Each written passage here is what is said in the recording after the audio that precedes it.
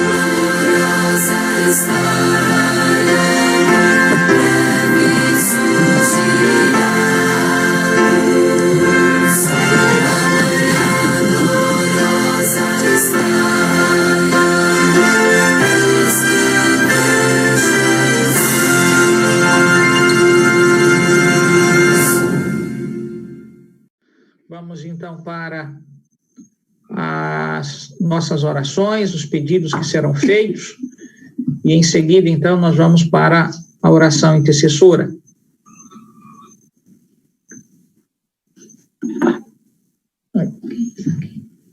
Quem está no controle hoje dos pedidos? Tibério. Tibério, por favor. Lembrando os irmãos que todas as noites vocês podem clicar aí na parte inferior da sua tela, onde está escrito chat, e podem digitar seus pedidos de oração. Também os irmãos podem fazê-lo, na medida do possível, externá-los publicamente através do microfone, tá certo? Então, nós temos aqui alguns pedidos. Aqui o irmão Dijailton, que Deus continue abençoando a Carmen, diretora da igreja, de Serraria, no Cabo de Santo Agostinho. Basicamente, acho que foi só o único pedido aqui que está escrito aqui no chat. Irmã Tatiana, que os irmãos orem pelos jovens de todas as igrejas. Por enquanto, acho que só, tirando as boas noites e as saudações, foram os pedidos que tem aqui. O irmão Bruno pede oração, que continue orando pelo seu pai, irmão Bruno Bandeira. Não sei se tem mais alguém. muito quente, não? Não. Tá bom. O irmão Carlos chegou aí agora. Carlos Marques. Mais alguém? O irmão Fernando pede oração pelo seu sogro que está hospitalizado. A irmã Aís pede oração para que dê certo aí a reunião que vai haver com o dono de um terreno lá da comunidade Novo Éden, que vai acontecer amanhã. Que Deus conduza as negociações. Irmão Edmar Coutinho pede oração pela sua mãe, Leide.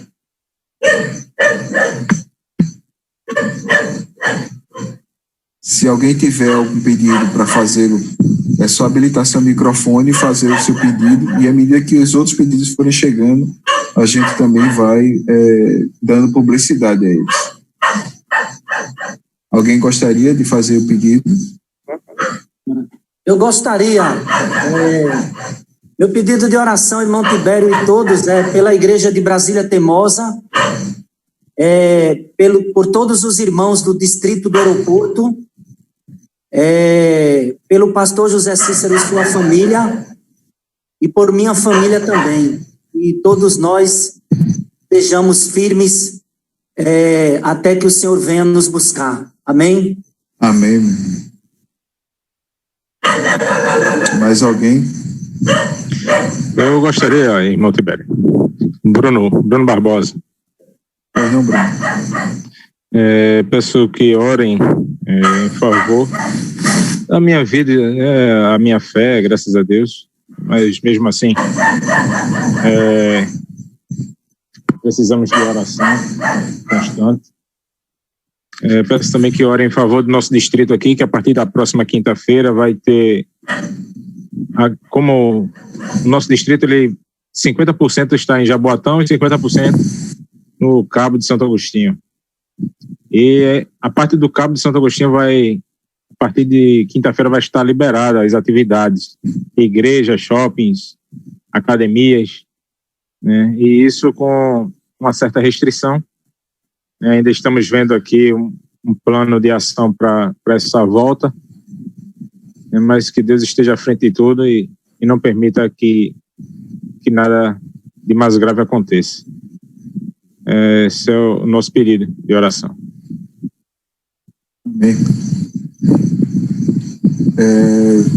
Exatamente esse pedido que está aqui.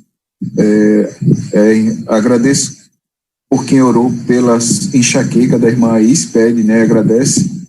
Graças a Deus ela passou o dia bem hoje e pede para que nós oremos pela abertura de igrejas, pois já estamos muito tempo sem estarmos frequentando os cultos, né, nas nossas igrejas.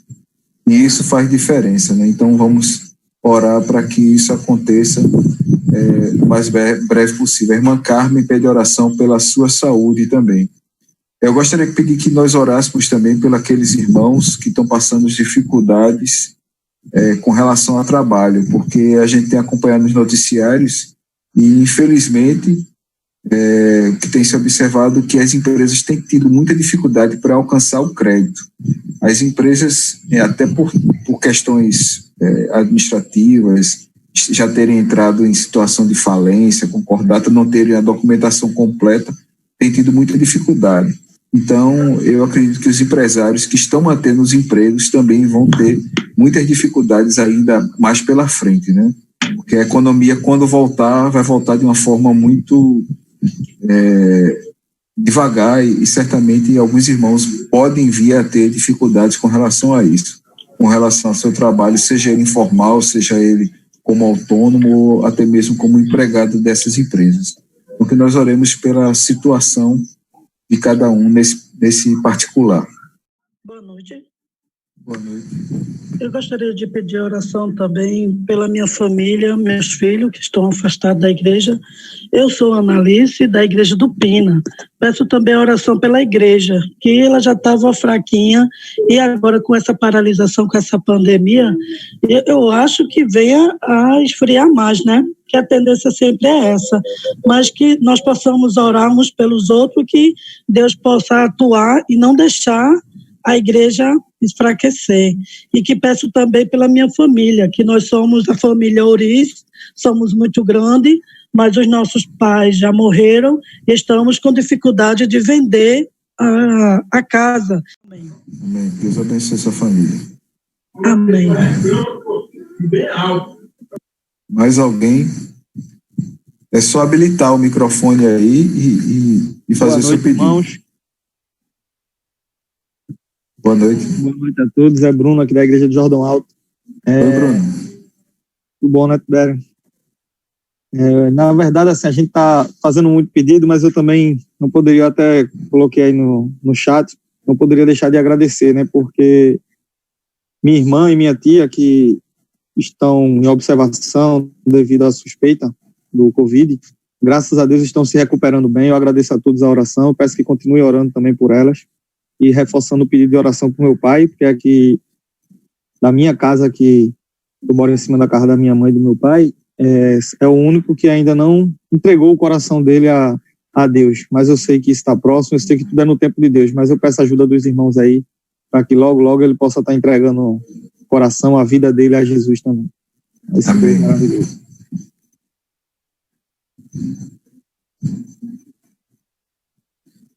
Aqui tem mais um pedido da irmã Rosa, pede oração pela sua família e agradece pela recuperação da sua filha e irmã. Pronto, mais alguém?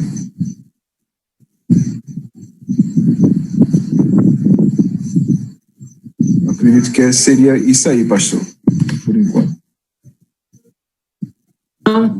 Agora, nós devemos, então, nos curvar diante do Senhor, e a Isabel está responsável para fazer a oração intercessora em prol, então, desses pedidos.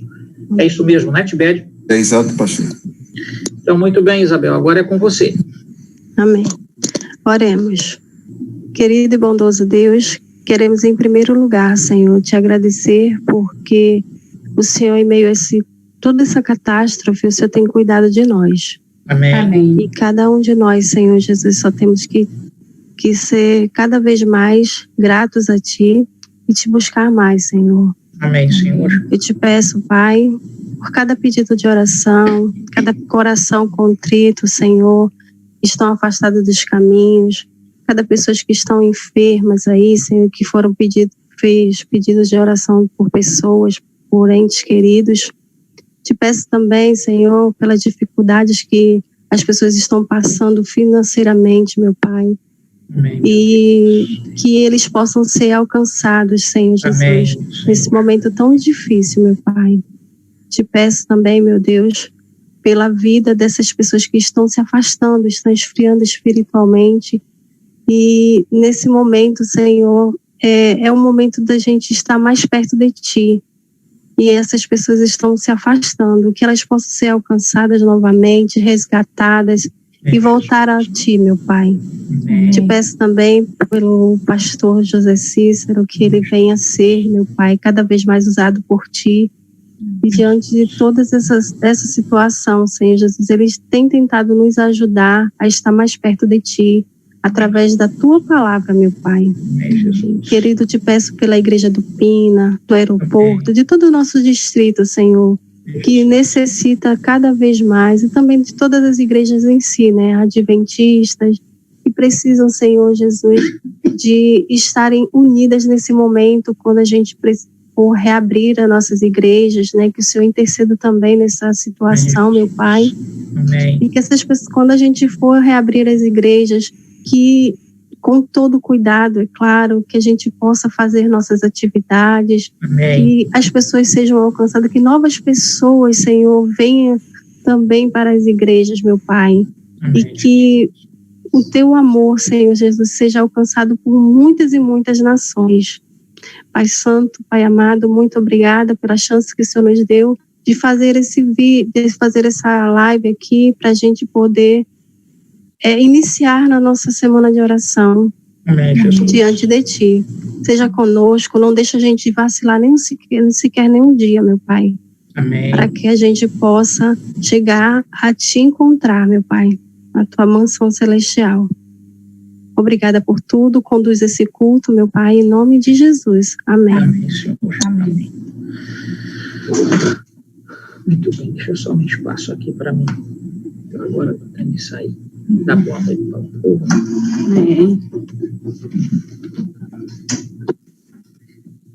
Gente, que Deus abençoe, que Deus os proteja, né, de todas essas calamidades que a gente está vivendo, e nós devemos mais agradecer a Deus todos os dias em nossas vidas, né, por estar aqui hoje, louvando e aprendendo mais da palavra dele. Tchau, que Deus abençoe.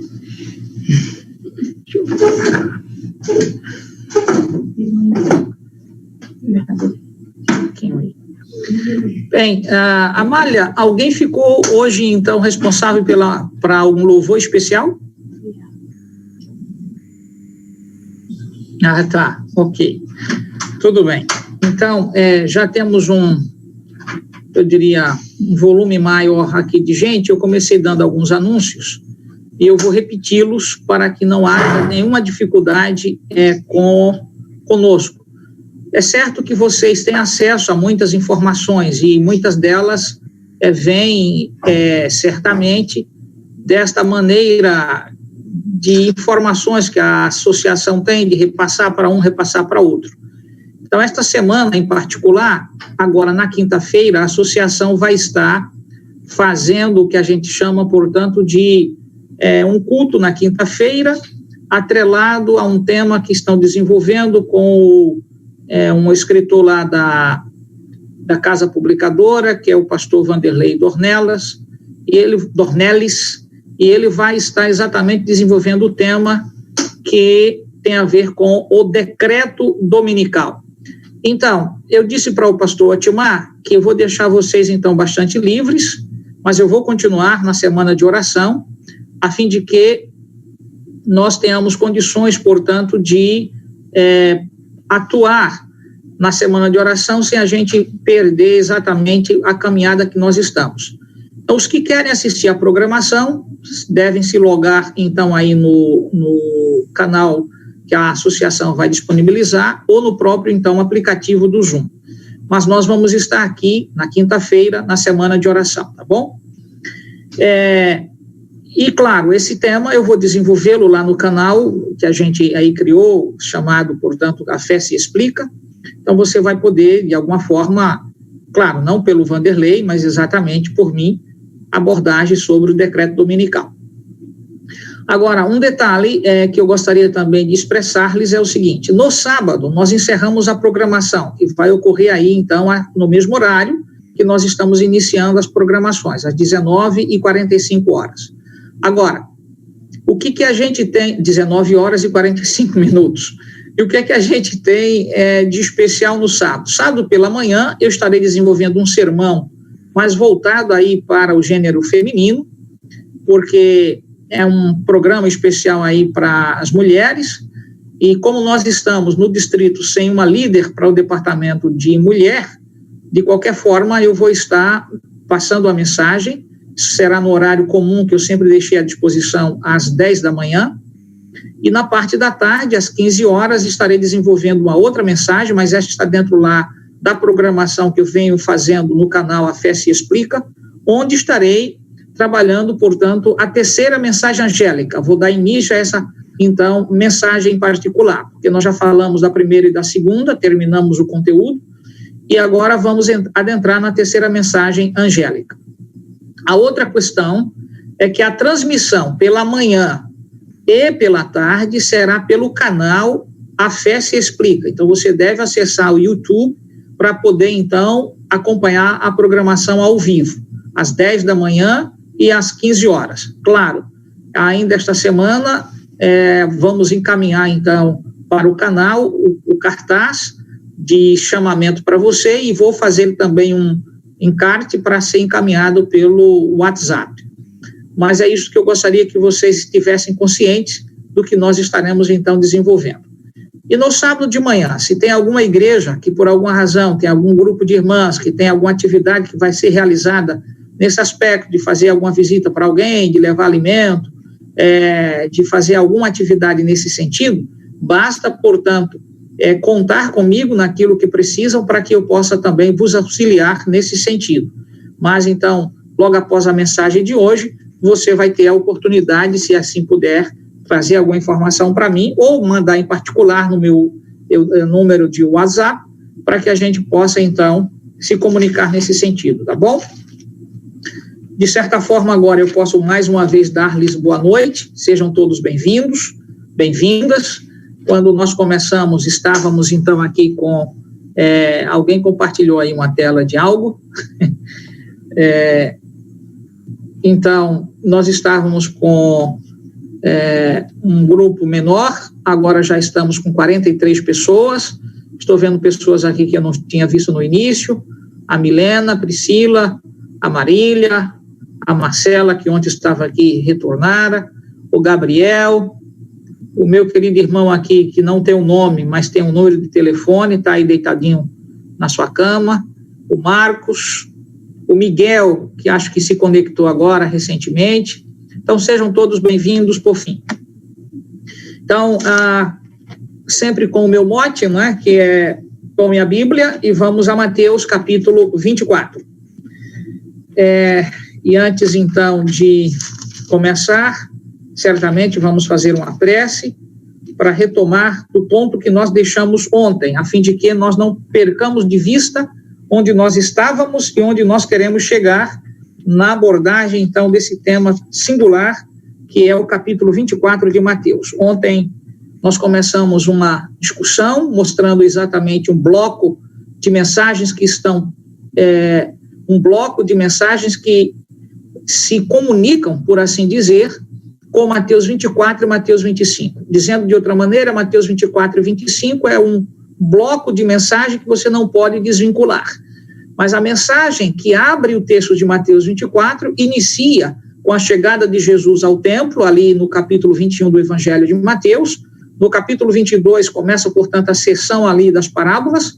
No capítulo 23, Jesus, então, abre um discurso singular para os líderes ali de Israel, e aí adentra de maneira muito profunda sobre o comportamento daqueles líderes, e o capítulo ali, então, se dirige especificamente aos escribas e fariseus, e é no final do capítulo 23 que, então, vem o que a gente chama de um discurso escatológico de Cristo, quando ele retoma o Salmo, então, ali 118, verso 26, que lá atrás foram utilizados exatamente pela multidão. Então, nós temos o Salmo sendo aplicado em dois contextos.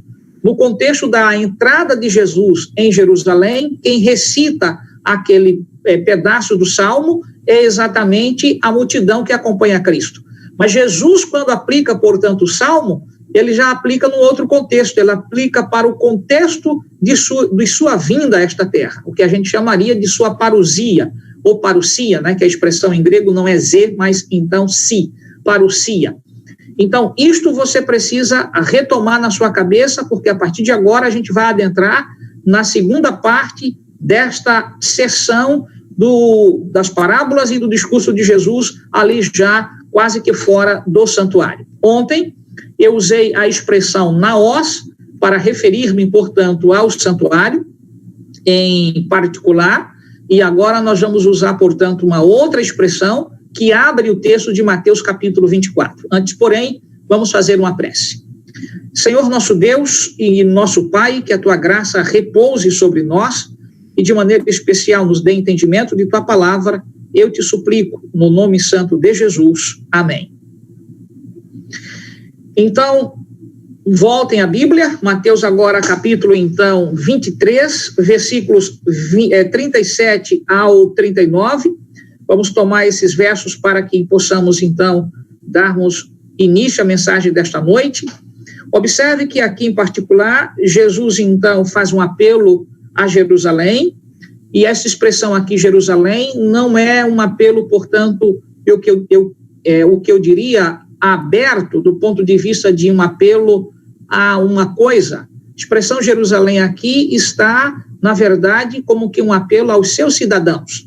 E agora nós vamos aos versículos 38, e então Jesus dissera aqui, eis que a vossa casa ficará deserta, não perca de vista que este verbo aqui está dentro do contexto de que Jesus deixa claro que o santuário ali ficaria, portanto, desolado. E a expressão aqui, deserta, ela está intimamente relacionada com o texto de Daniel, capítulo 9, versículos aí, então, 25, 26 e certamente o versículo também 27. Agora, no versículo 39, Jesus diz, declaro-vos, pois, que desde agora já não me vereis, até que venhas a dizer, bendito que vem em nome do Senhor. Então, veja que o salmo aqui é retomado, porque lá no, então, capítulo 21, verso 9, o salmo também é utilizado, reitero, 2 vezes no Evangelho de Mateus, esse salmo se apresenta, Salmo 118, verso 26. No contexto do capítulo 21, verso 9, é a multidão que, então, recita esta parte do salmo. Mas agora é Jesus que retoma este salmo e aplica a este verso em particular, o verso 26, um sentido escatológico, ou seja, um sentido de fim, de eventos finais. E neste evento em particular, que se singulariza aqui, a sua vinda, até o dia, e aí ele conclui dizendo, bendito o que vem em nome do Senhor. Observe que aqui, então, Jesus aplica este verso à sua própria vinda. E então, onde Jesus estava fazendo esse discurso? No templo. Agora, a mensagem de hoje, nós vamos entrar em Mateus 24 a partir deste contexto. Ele está terminando, portanto, ali a sua mensagem no templo, e a mensagem agora encerra, e ele então sentencia aquele ambiente, quando ele diz que essa casa ficaria desolada, deserta, e agora então nós vamos para o capítulo 24, versículo 1, observe o contexto. Do verso 1 até o verso 3, nós poderíamos então tomar esta sessão aqui como sendo a sessão do prólogo, ou seja, aquela parte introdutória de um outro instante. E qual é este outro instante? Observe aqui, tendo Jesus saído do templo. Observe que nós encontramos Cristo lá no capítulo 1, de que forma? Entrando em Jerusalém, entrando ao templo, ao naós, e agora nós estamos vendo a Cristo saindo do templo, ou seja, ele entrava no santuário e agora ele está se retirando do templo. Então, a outra expressão que aqui aparece, que está no versículo, então, Mateus 24, verso 1, tendo Jesus saído do templo. Se você volta, portanto, e vamos fazê-lo para que você veja isso, ao capítulo 23, verso 16, aparece ali a expressão santuário. A palavra grega aqui para santuário é naos, mas quando nós vemos a Mateus 24, verso 1, a palavra para templo aqui não é naos, a expressão aqui é hieron. Essa expressão em grego, hieron, é uma expressão para falar sobre o templo em sua totalidade. Se, então, naos é santuário, é a parte, portanto, ali da pura adoração, nós temos, então, agora a expressão hieron, referindo-se, portanto, não mais à parte somente de oração, da parte, então, que a gente chamaria, aonde há a ministração e, então, louvor, e, ao mesmo tempo, a participação desta ministração e louvor. Agora, nós estamos tendo uma visão, que Jesus agora usa a expressão, referindo-se ao templo. Mas quem faz este discurso? Observem, tendo Jesus saído do templo, ia se retirando.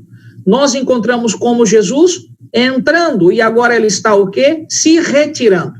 Observe porque, então, este contexto é necessário para entender que, de fato, a saída de Jesus ali do templo já sentenciava que aquele lugar ficaria desolado. Portanto, o templo não tinha mais significado. E aí é importantíssimo que você aprenda esse detalhe aqui. Esta foi a última vez que Jesus foi ao templo. E esta, portanto, a sua saída deixa o ambiente sem norte. Em outras palavras, nenhum dos ritos que ali continuaram sendo praticados até, então, a última semana que Jesus conviver aqui nesta terra, nenhum dos ritos ali realizados tinham mais quaisquer influência sobre a vida das pessoas. Quero abrir um parêntese para entender isso daqui. Observem.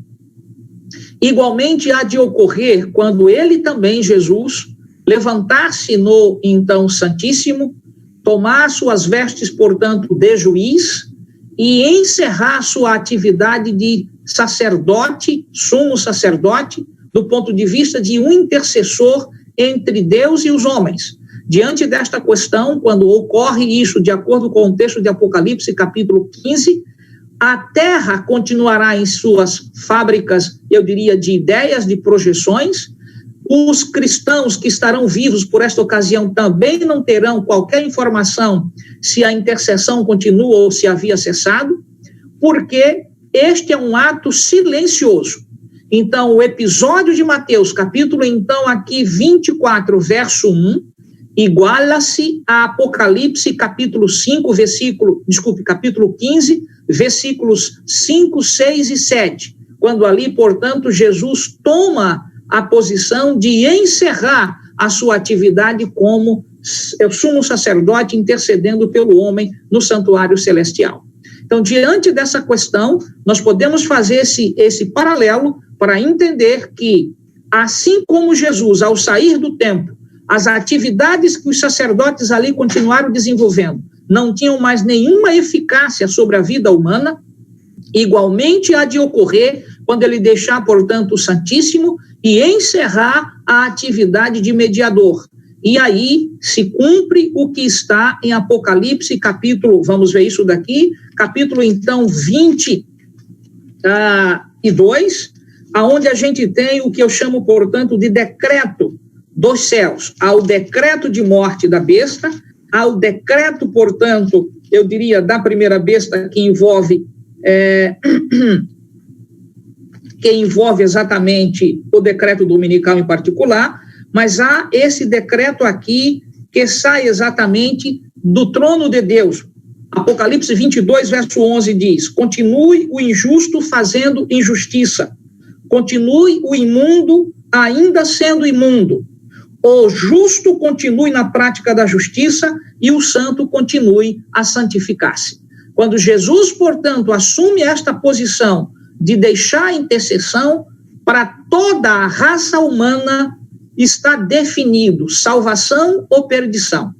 Os que passaram, portanto, pela cena de selamento, que também não sabem que foram selados, igualmente adentrarão nesta última cena da história dessa terra, que tem a ver com as 7 últimas pragas, porque aí não haverá mais processo de misericórdia. O Senhor não intercede e o Espírito Santo igualmente não trabalha mais no coração humano para convencer de pecado. Por causa disto, o decreto de Apocalipse, capítulo 22, verso 11, decreto da mão de Deus, que diz respeito, portanto, que o que tinha de ser feito, fora feito. Então, a saída de Jesus do templo, fecho agora o parêntese que eu abri, tantas coisas eu pus dentro dele, nós temos, então, esta situação em particular. O que vai acontecer com o texto de Mateus 24 e Mateus 25, Jesus não está mais dentro do templo, e aqui, então, toda a cena de Mateus capítulo 24 e 25 ocorre no Monte das Oliveiras, como nós vamos, portanto, aqui fazer a leitura do versículo 1 e verso 2, que eu chamo, portanto, do prólogo, ou então da introdução daquilo que vai ser o que a gente chama das partes dentro do Evangelho de Mateus. E eu gostaria que você atentasse para essas partes aqui, que nós, então, dividimos o capítulo 24, e eu vou, neste momento, trabalhar de maneira didática aqui com você, apresentando como Mateus 24 nós podemos dividi-lo. Então, anote aí, por favor, porque certamente, se você está com algum papel em mão, o faça, porque não teremos outra oportunidade, exceto os que vão ver se eu diria, esta mensagem ficar gravada e, mais uma vez, a Amália disponibilizar. Mas veja, no capítulo 24, do versículo, então, 4 ao 14, nós temos Jesus aí com a sua, o que a gente chamaria de sua antevisão do fim. Ou seja, reitero, Mateus 24, do versículo 4 ao 14, nós temos a visão que Jesus, então, ali apresenta quanto ao fim. Então, você precisa atentar que esta é a primeira sessão de Mateus. Aí alguém diria, e pastor, e os versículos anteriores? é o que nós chamamos de prólogo, a introdução. Conteúdo, de fato, Jesus só vai começar a tratar a partir do capítulo 24, versículo 4 ao 14, esta visão que ele dá sobre o fim. Do versículo, então, 15 ao 26, anote aí, nós temos Jesus, então, fazendo a predição da queda de Jerusalém. Então, do versículo 15 ao versículo 26, Jesus, então, apresenta tudo aquilo que diz respeito à queda de Jerusalém. Lembram, então, lá do capítulo 23, o versículo 37? Jerusalém, Jerusalém. Portanto, aqui em particular, Jesus aqui retoma esta situação no capítulo 24 de Mateus, do versículo 15 ao 26, ele está apresentando agora o que a gente chamaria, então, da exposição da sentença dirigida ao que a gente chamaria para a destruição específica de Jerusalém. Você se lembra que no capítulo 22, no versículo 7, Jesus fala da cidade em particular, lá na parábola que então se refere às bodas. E esta cidade é Jerusalém. E aqui no capítulo 24, reitero, do versículo 15 ao 26, Jesus então agora expõe que esta cidade receberá, portanto, um juízo. Então, esta é a segunda parte, como nós podemos então ver Mateus 24. Vou repetir. Do verso 1 ao verso 3, o prólogo, a introdução. Do versículo 4 ao versículo 14, nós temos então agora a exposição de Jesus, quanto que ele aborda sobre o fim. Sobre o fim. É a antevisão de Jesus sobre o fim. No versículo 15, ao 26, nós temos agora toda a ênfase de Jesus dirigida para o que vai acontecer com Jerusalém. Destruição completa de Jerusalém e do próprio templo. Veja, não perca de vista que Airon se refere ao todo do templo e Naós se refere à parte, portanto, ali singular, envolvendo o santo e o santíssimo, a parte do que a gente chama de, então, ministração. Agora, do versículo 27 ao versículo 31, nós temos, então, aqui o que Jesus apresenta de sua vinda. É o que nós chamaríamos, portanto, de parousia, ou seja, dentro de uma expressão que a gente usa na teologia, isso significa que Jesus aqui gasta tempo para demonstrar o que vai ocorrer na sua vinda. Então, isto estaria do versículo 27 ao 31. Então, essa é a segunda parte, a terceira parte, do que a gente poderia chamar da divisão do capítulo 24 do Evangelho de Mateus. A quarta parte, Jesus trata deste conteúdo específico, sobre o elemento aí é o tempo. Jesus está a referir-se especificamente sobre o tempo. A palavra grega aí utilizada é kronos, referindo, portanto, a dizer que há um tempo que nós precisamos atentar que vai influenciar diretamente ou para nos prepararmos ou para nos tornarmos rebeldes. E aí ele gasta toda a sua discussão, dos versículos 32 ao 36, Jesus dá a ênfase, aí está atrelada a questão do tempo. Esta é a quarta parte, que a gente então divide o capítulo. Do versículo 36 ao 44, Jesus aí fala o que a gente chama de um convite à vigilância.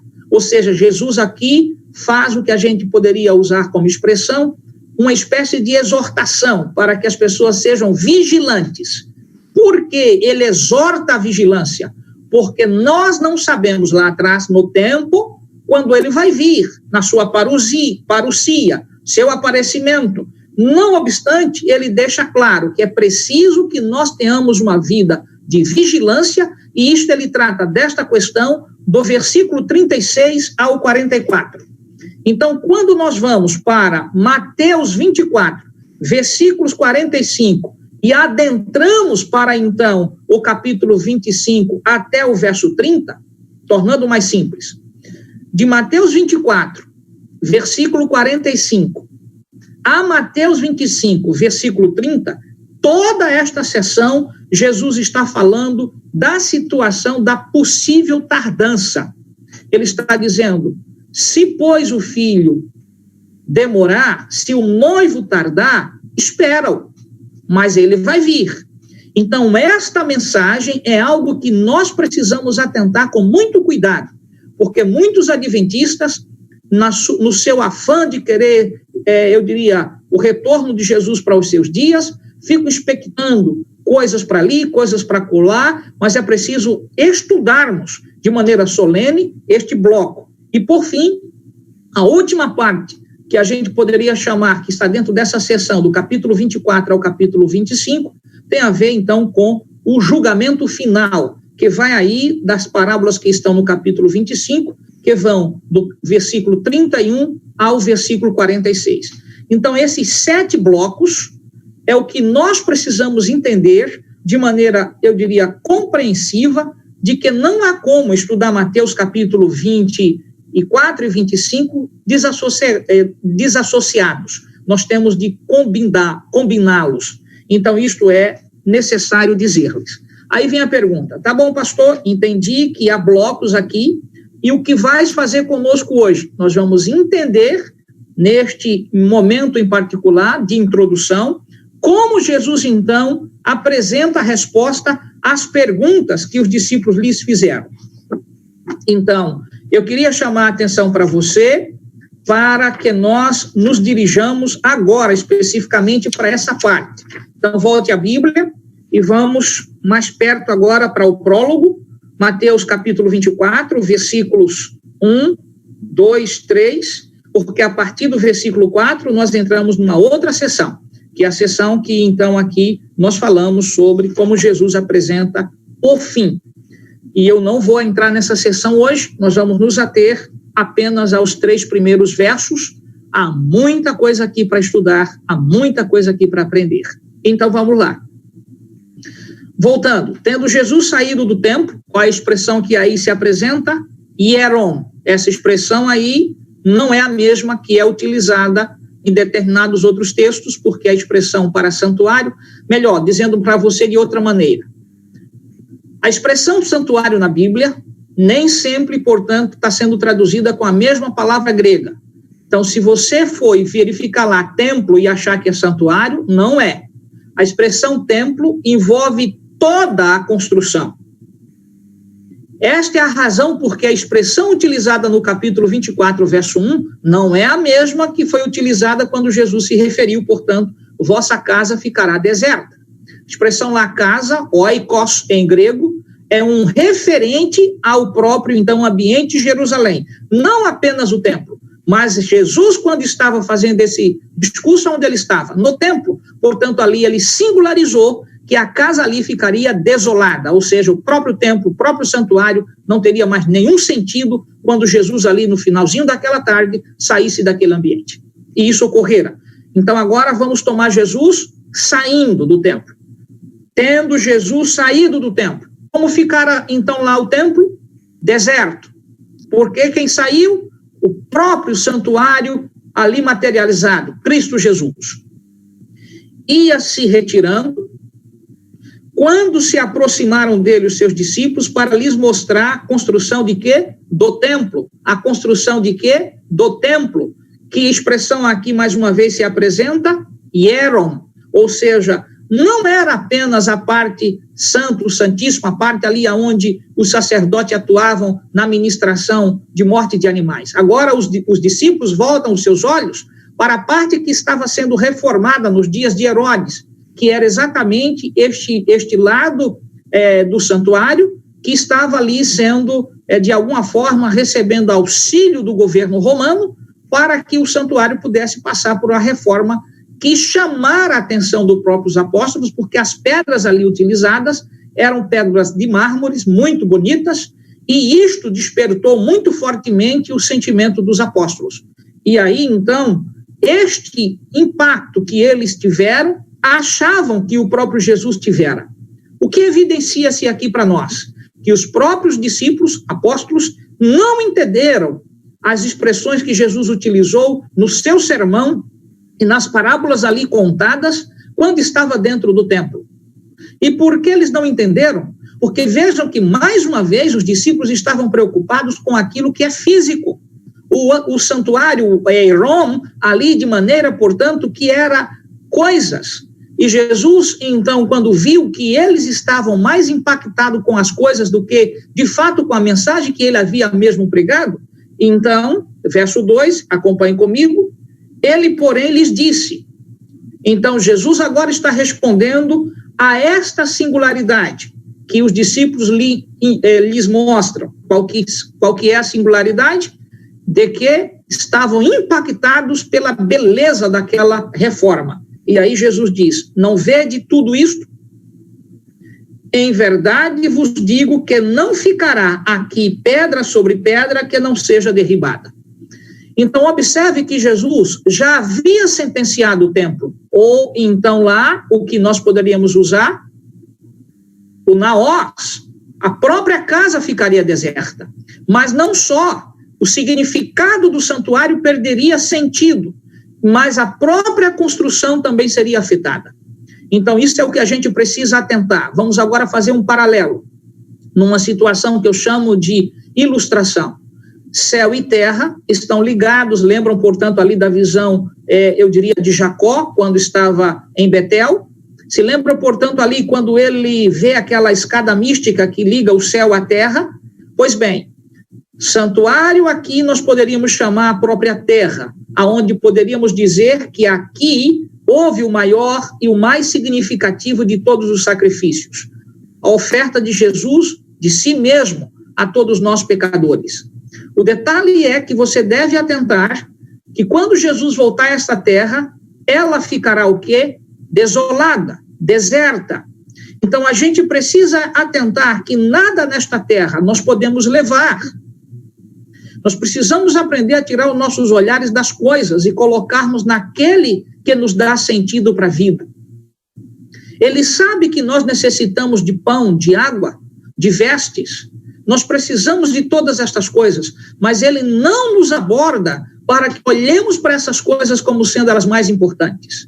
Como ele reclama isto lá em Mateus capítulo 5 e capítulo 6, que ele sabe que nós necessitamos, mas ele diz que nosso olhar deveria ser buscar o reino de Deus em primeiro lugar e as demais coisas seriam acrescentadas. Mas nós invertemos a ordem de Cristo.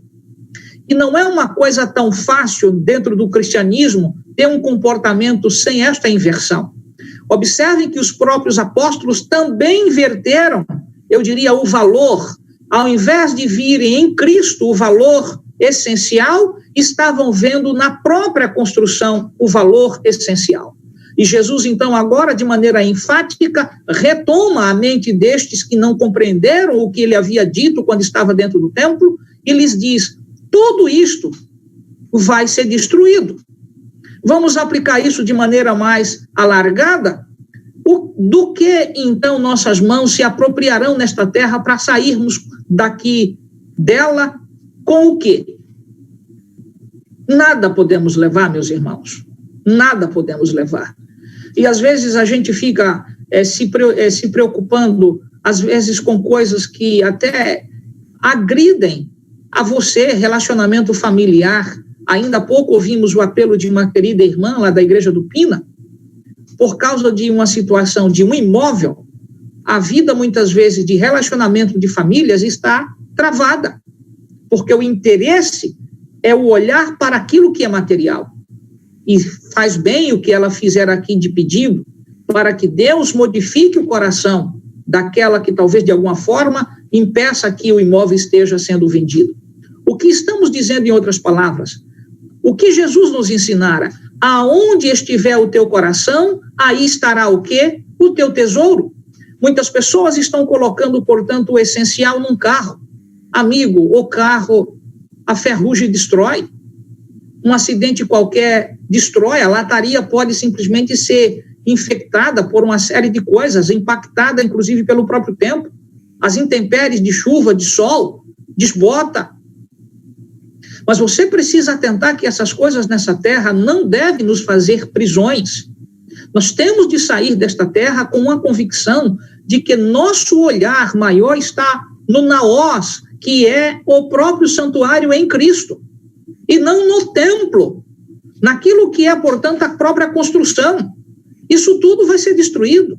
Por mais que amemos, o nosso lugarzinho de encontro, que é a igreja, você deve entender que todas essas coisas ficarão para trás. Nós precisamos desenvolver uma fé que vá além das paredes, desenvolver uma fé que vá além daquilo que o nosso coração colocou, portanto, mais ênfase, porque doou o banco para a igreja, porque doou um objeto para a igreja, e às vezes estão tão apegados àquilo, porque as pessoas talvez não valorizaram, ou por alguma forma não cuida da maneira como você, então, gostaria que fosse cuidado. É claro que esse sentimento nos afeta, mas isso não pode atrapalhar o nosso relacionamento entre irmãos. Quantas e quantas vezes, como pastor, a gente enfrenta situações de irmãos que estão sem falar um com o outro, porque uma doação que foi feita para uma igreja de um ventilador, fulano não cuidou do ventilador, e porque ele doou, ele agora está em uma situação de verdadeira encrenca.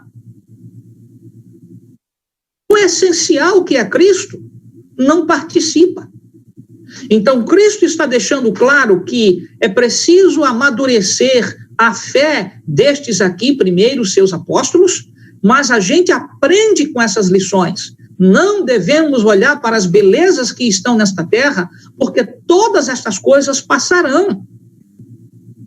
A sua casa, que você derramou suor, muitas vezes lágrimas e anos, para botar talvez uma pedrinha ali, uma pedrinha acolá, cada semana, um mês, um ano, até chegar aonde você tem um lugar para reclinar a cabeça, não se apegue, porque certamente estas coisas podem te desviar da salvação. É preciso atentar que aqui o nosso templo não é Airon, o nosso templo é Naios. Nós precisamos estar juntos do Senhor, aonde o Senhor está.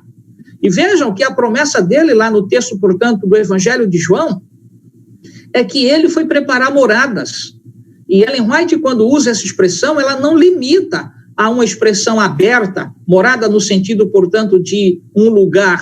Ela deixa claro que no novo céu e na nova terra que, então, o Senhor há de fazer, nossas casas, nosso ambiente de vivência, não terá nada equiparado ao que nós temos, então, nessas coisas que aqui estão. Algo muito maior, muito mais sublime, durável. E, às vezes, nós estamos discutindo porque a parede ficou de uma cor, porque o banco ficou de outra. Nós não temos de olhar para a beleza da construção, porque a beleza da construção estava do lado dos apóstolos e eles estavam olhando pedras de mármores. Você entendeu? Às vezes Jesus está ao nosso lado, mas o nosso olhar está tão cheio de materialismo, está tão cheio de coisas apegadas a esta terra, que não enxergamos a beleza que Jesus é ao nosso lado. Quantas pessoas com seus carrões, BMW, Porsche, Camaro, acham que é mais importante do que você? Não, minha irmã. Você que talvez não tenha sequer um simples automóvel para se deslocar de um canto para outro, você tem de andar nessa cidade, neste bairro, aonde você se encontra de cabeça erguida. Você é a pessoa mais importante que o Senhor tem nesta terra. O valor que os céus depositam em você está além do ouro ou da prata que o homem pode acumular. A Cristo, nós não podemos perdê-lo de vista. E aqui, quando os discípulos perderam o olhar de Jesus e desviaram exatamente para a construção, eles estavam dizendo, de certa forma, o que impactava eles. E eu te pergunto nesta noite, o que te impacta? A Torre Eiffel? Eu nunca estive na França, mas quantos são, talvez, de alguma forma, impactados pelas cenas que, recentemente, agora, eu recebi um vídeo de um colega, pastor muito amigo, enviaram para mim, mostrando exatamente que fizeram um vídeo e ali na Torre Eiffel colocaram um jogo de luzes como que se fossem lágrimas, a bandeira, portanto, francesa ali aparece, e demonstrando que a França estava em lágrimas pelas perdas que este Covid, então, maldoso, maldito, chegou e ceifou a vida de tantas pessoas. Todas essas coisas, essa beleza dessas coisas nos impactam. Mas nós não podemos, então, viver nessa terra agarrado a tudo isto, porque nós precisamos abrir mão daquilo que é fútil. Luzes, cores, brilho, jogo de luzes, Todas essas coisas são fúteis. Às vezes, quando nós entramos num ambiente que as pessoas prepararam com toda o requinte, eu diria de beleza, de jogo, muitas vezes de papel, de faróis, às vezes, então, canhões de luzes, nada destas coisas terão maior impacto do que a mensagem do Senhor no teu coração. Quando as luzes se apagam e eu e você voltamos para casa, não são as imagens que vão nos guiar durante o dia, durante a noite, durante os anos. O que nos guia nesta terra é a bendita palavra de Deus. Nós precisamos aprender a olhar para aquele que está do nosso lado e não para as construções que os homens fizeram.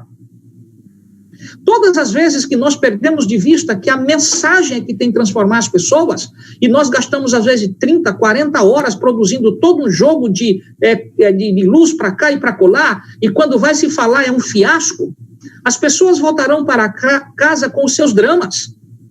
Mas se elas ouvirem a palavra do Senhor Jesus, que aí do teu lado se encontra, amigo, você pode enfrentar qualquer tempestade. E aqui, quando esses discípulos, então, tentam, de alguma forma, impactar os olhos de Jesus, não é algo, eu diria, tão precário, né? Você nunca parou para perceber isto? Ele que viveu, deixou, portanto, o seu palácio de marfim, no nosso antigo hino, cantado tantos anos dentro dessa igreja, né? Deixou o seu palácio de marfim. Eu te pergunto, o que era uma construção de mármore para o Senhor que é dono de todo o céu e de toda a terra? Então eu imagino o carinho e o apreço de Jesus ao ouvir esta mensagem eu diria, de motivação que, por alguma razão, os discípulos tentaram colocar em Cristo, dirigindo o olhar dele para pedras. Ele que andou e anda em ruas de ouro. Veja que pequenez, não? E por que essa pequenez na cabeça dos apóstolos? Porque ainda estava com os olhares para esta terra. Quando a gente avança, irmãos, e eu e você estamos na mesma cadência, ninguém se torna amadurecido do dia para a noite. Eis a misericórdia de Cristo por causa disto. Quando esses homens, de fato, se converteram e entenderam a razão de estar ao lado de Jesus, aí Cristo passou a ser o primeiro. Aí a vida na terra se tornou sem nenhum impacto. Aí Pedro pôde dizer, importa obedecer a Deus e não aos homens. Aí podia cantar quando estava aprisionado, porque entendia, então, a beleza de Cristo Jesus. A gente só pode aprender a vida cristã na caminhada com Ele. E aí você se pergunta muitas vezes, né, as pessoas olham para nós e dizem assim, mas como é que são felizes, né? Andando de bicicleta, uma sandalinha de dedo, vindo para a igreja, a gente passa nas ruas e vê aqueles indivíduos com aqueles carrões, achando que são donos de tudo, do mundo, e nós temos a pérola de grande valor. Deus te ama, meu amigo. Mesmo você achando que aí a dificuldade para alcançar o pão de cada dia, o pouco que chega então à tua despensa, o pouco que chega à tua mesa é sobre a bênção de Deus. Por isso, agarre-se a esta verdade, na certeza de que Ele sabe a luta que você tem para botar o pãozinho dentro de cada dia em casa, melhor, numa linguagem mais simples, botar dentro de casa o pão de cada dia. É preciso que você atente de que Ele disse, eu sei que você precisa. Eu sei que você precisa de vestir, de beber, de comer, mas o que eu te apelo? Busque o meu reino primeiro, as outras coisas eu vou acrescentar. Mas a gente às vezes fica se preocupando, Senhor, como é que vai ser amanhã se o meu patrão chegar e dizer assim, olha, ou você trabalha no dia de sábado ou você está despedido. Amigo, confie em Deus. Minha irmã, que talvez chegou a esta noite com a cabeça preocupada nesta questão. Você está olhando talvez para mármore, para o mármore melhor, mas o Senhor está te dizendo nesta noite, olhe para Ele. Olhe para Ele. Ele está do seu lado. E Ele deixou lá o templo dos homens, mas Ele veio para adentrar no templo que Ele construiu, você e eu. Ele nos fez. Ele sabe que nós, então, estamos numa luta tremenda nesta terra. Sempre há um conflito profundo entre os fiéis e os infiéis. E o mundo não vai se curvar para fazer valer a vontade do Senhor. O diabo tem os seus nessa terra. Tem os seus poderes, tem o seu engenho enganador. E eu e você estamos nesse conflito. Mas aprenda a depender de Deus e atentar que Ele vai te pôr na manhã, eu diria, solene do seu retorno a esta terra, no lugar melhor. Mas até que nós cheguemos lá, sejamos fiéis. E aí, o apelo desses homens, muitas vezes eu fico me perguntando como Jesus ouviram, né, essa sugestão. Talvez nós, se estivéssemos diante de alguém que não sabe o que a gente tem e dissesse, de alguma forma nos oferecesse algo como se nós nunca tivéssemos comido e você já comeu e tem muito mais, talvez como é que você imaginaria o que essa pessoa está sugerindo? Se você não entendeu o meu raciocínio, estou partindo do seguinte. Imagina que alguém chega para você e oferece, estamos chegando agora o período junino, uma pamonha bem feita. Aí você diz assim, na sua mente, coitado, não sabe que eu tenho não só milho para fazer pamonha, eu tenho aqui meio mundo de outras coisas. Entende o que eu quero te dizer? Eu te pergunto assim, como é que Jesus analisou essa sugestão dos apóstolos? Será que ele fez um auto-julgamento? Não, ele não o faz. Ele sabe que aqueles homens não estavam maduros, que eles precisavam aprender a confiar nele.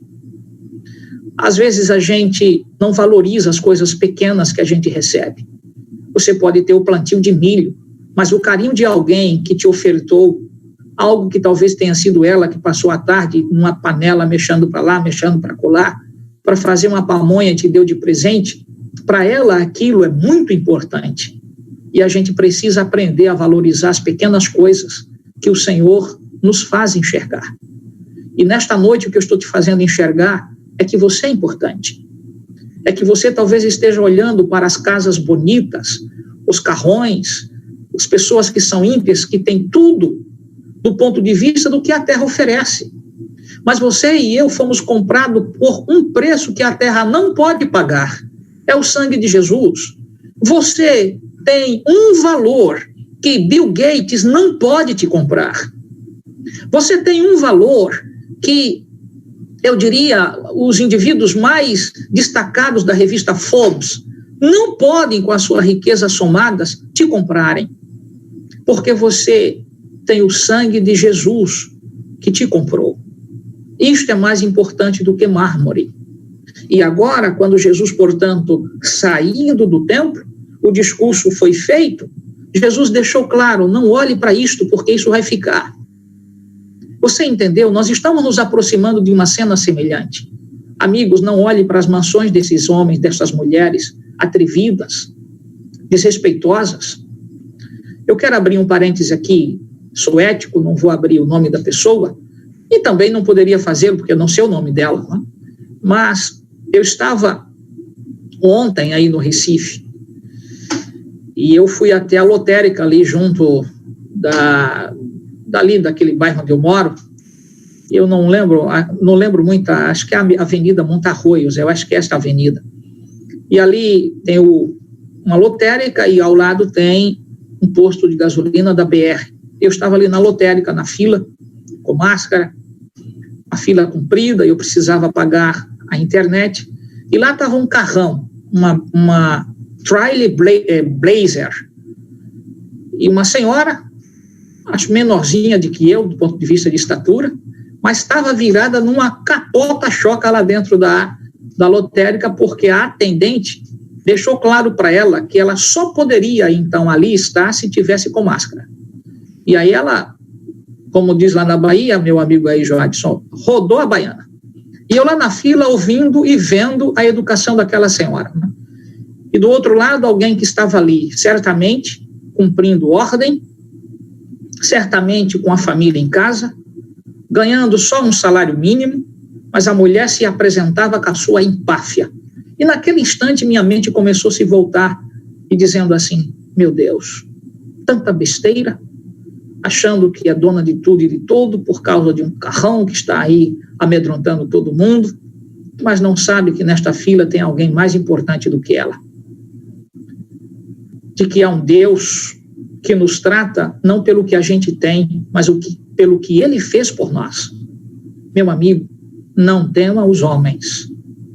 Não tema os que, por alguma razão, te fazem, de alguma forma, sem nenhum valor, olhando para a roupinha simples que você chega para o trabalho, a sandalinha talvez carcomida e já desgastada, mas você é a coisa mais importante que Deus tem nessa terra. E se você é a coisa mais importante que Ele tem nessa terra, mármore, carro, fama, dinheiro, não podem te atrair, porque Deus já te atraiu. Ele está, portanto, com a sua mão protetora sobre você. Sua família não vai necessitar do pão e da água, porque eles serão certos. Seja fiel, mantenha-se fiel, e certamente o Senhor te dará o que você realmente precisa. Um céu onde nós não teremos só água, nós teremos, portanto, a água da vida. Que o Senhor, portanto, te dê esta convicção, e aí, quando Jesus, portanto, já está fora do templo, já no Monte das Oliveiras, versículo 3, estou concluindo, o Monte das Oliveiras, voltem à Bíblia, achava-se Jesus assentado. Eu gosto dessa expressão. Às vezes o corre-corre, a loucura, a incerteza, as lágrimas, quando a gente perde alguém que a gente ama. E, mais uma vez, eu me emociono, porque eu recebi um outro telefonema de alguém da igreja que nós perdemos. Quantas vezes a gente, então, nesse corre-corre, não para se assentar e dizer assim: Senhor, muito obrigado. Muito obrigado, porque mesmo pouco, mas tem aqui, com a dignidade de tua bênção, o pãozinho que chegou. E aí Jesus assentado. Você imagina como que isso aqui é muito singular, não? Eu vejo Cristo como alguém bastante solícito e, ao mesmo tempo, muito submisso às necessidades humanas, do ponto de vista de entender a nossa dor, nosso sofrimento, nossas lágrimas. E aqui, quando ele diz, em particular, que então se assentou quando se aproximaram dele os seus discípulos, em particular, você consegue ver este ambiente tão privado, né? Tão único? Quando é que você se assenta para dialogar? Quando você tem alguém que é importante. Né? Quando a gente não tem alguém que é importante, a gente responde, como dizia minha mãe, melhor diz minha mãe, né? Mas dizia quando eu era mais novo, ela dizia assim: não me responda pelas costas, porque às vezes eu respondia andando. Ela diz: pare, olhe para mim e responda. Então veja, por quê? Porque ela era importante, ela é importante, e graças ao bom Deus que ainda a possuo. Então você entende que quando a gente para ouvir, se assenta, está dizendo assim: tá, agora eu quero te ouvir. Estou aqui, dizes o que tu sentes.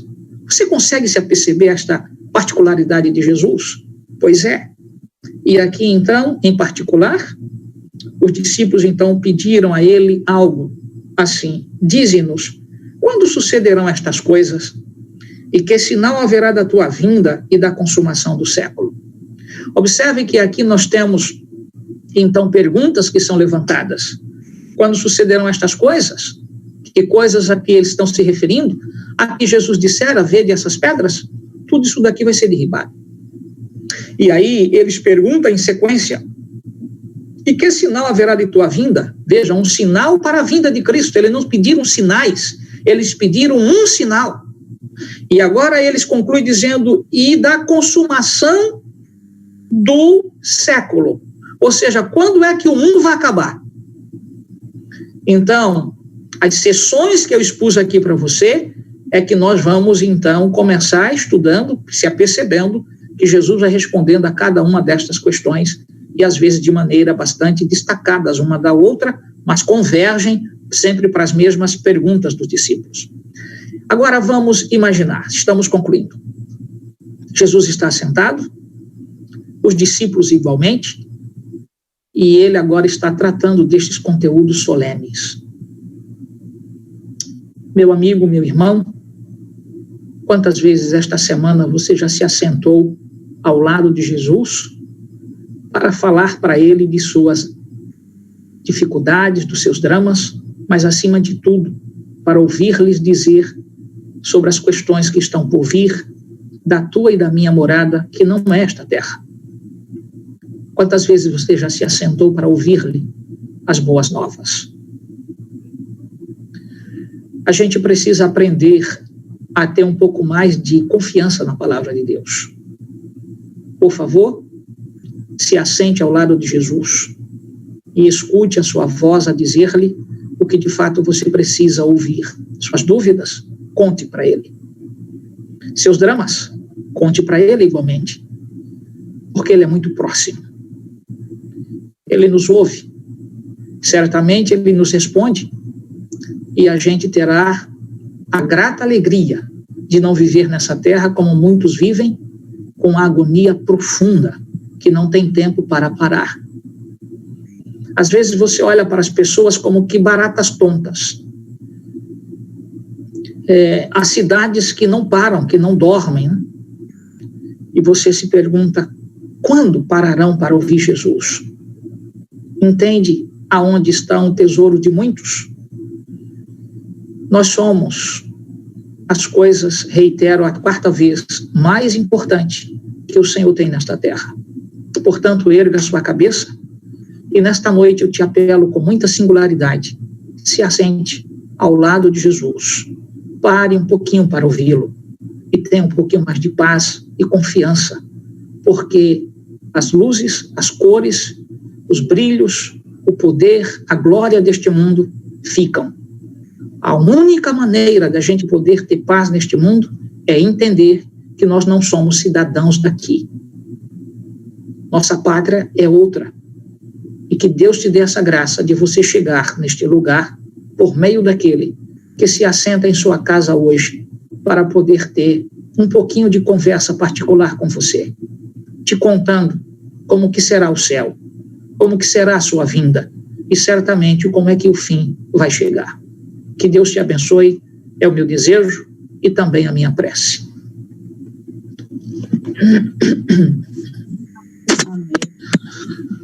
Muito bem.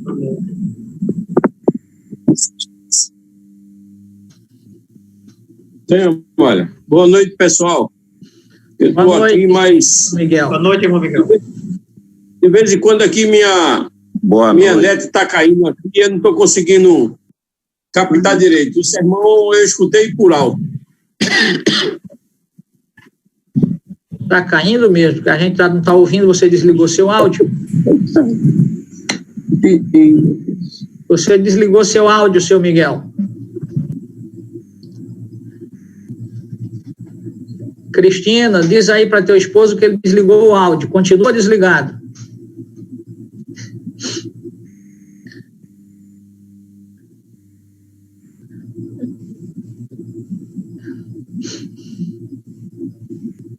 E agora? Agora estamos ouvindo. Chegou? Pronto. Eu estava dizendo que eu estou aqui na minha internet, mas ela fica caindo e eu só vi o senhor parado, mas escutando a sua voz. Muito bem. Então eu vou te dar um conselho. Não acumule muito dinheiro aí debaixo do colchão.